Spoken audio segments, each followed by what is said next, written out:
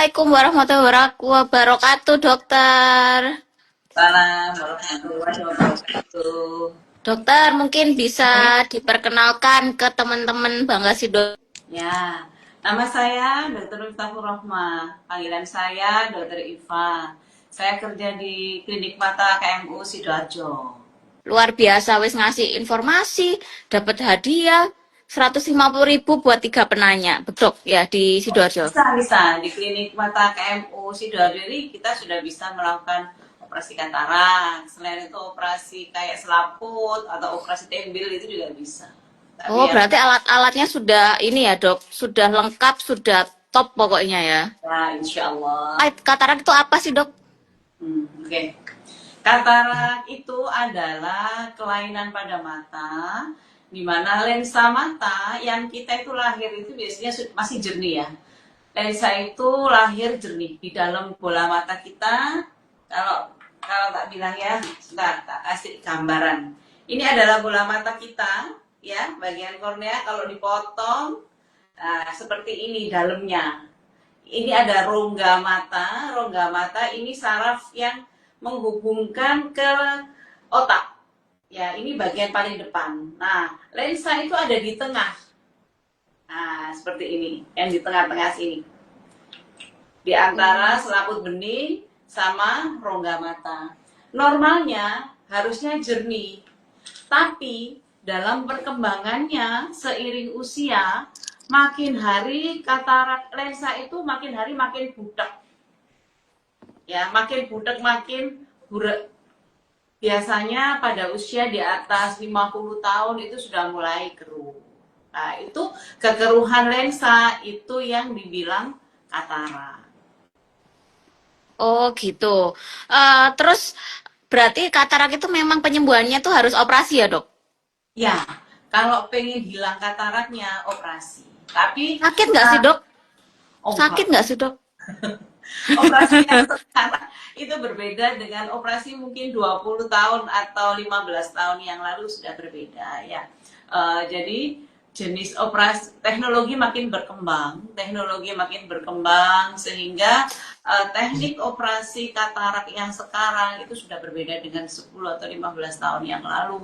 Yang dulu mungkin operasinya aduh dok sebelum operasi itu lo sakit trauma sampai trauma ya, tapi sekarang kita operasi bahkan hanya biasanya pakai tetes aja, nggak pakai disuntik. Itu insya Allah sudah nggak nyeri. Oh, gitu. Ada efek samping nggak sih, Dok, setelah operasi gitu?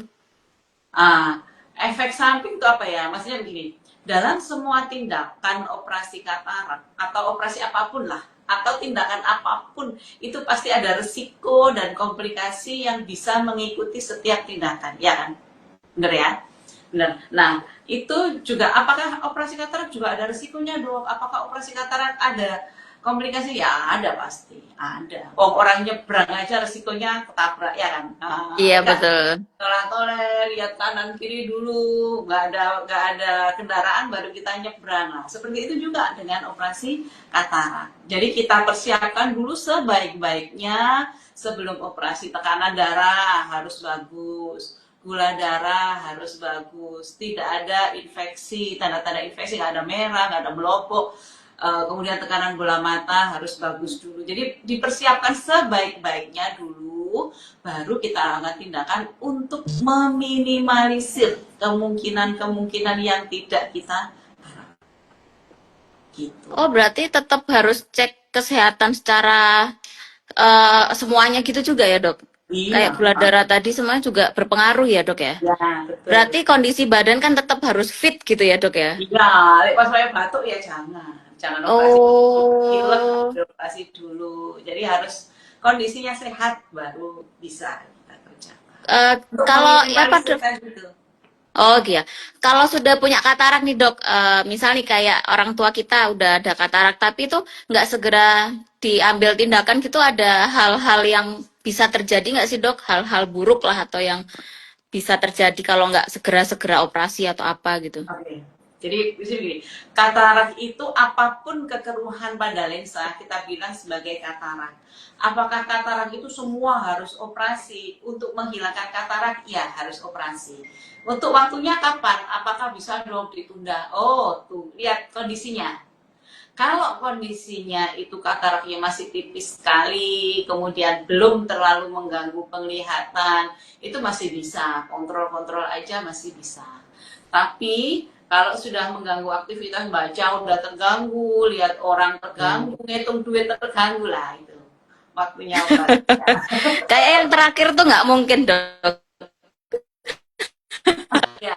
Kalau Kalau ada beberapa kondisi katarak yang memang harus segera operasi. Kalau sudah mulai ada tanda-tanda komplikasi pada kataraknya, tekanan bola mata mulai tinggi, yang kita bilang sebagai glaukoma vakomorfik, tekanan bola mata mulai tinggi, meskipun penglihatannya masih bagus, tapi kita curiga itu karena lensa, maka itu harus segera dilakukan tindakan operasi, begitu. Ya, atau kataraknya sudah matang banget, sudah terlalu matang, jadi harus segera dilakukan tindakan agar tidak terjadi komplikasi yang lebih berat. Komplikasinya biasanya matanya itu cekot-cekot, merah gitu. Kalau sudah gitu sudah berat kondisinya.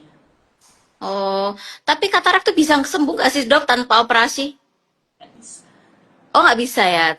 Memang satu-satunya cara ya operasi ya dok ya. Ya, obat-obatan yang selama ini dikenal oleh pasien ya untuk katarak itu hanya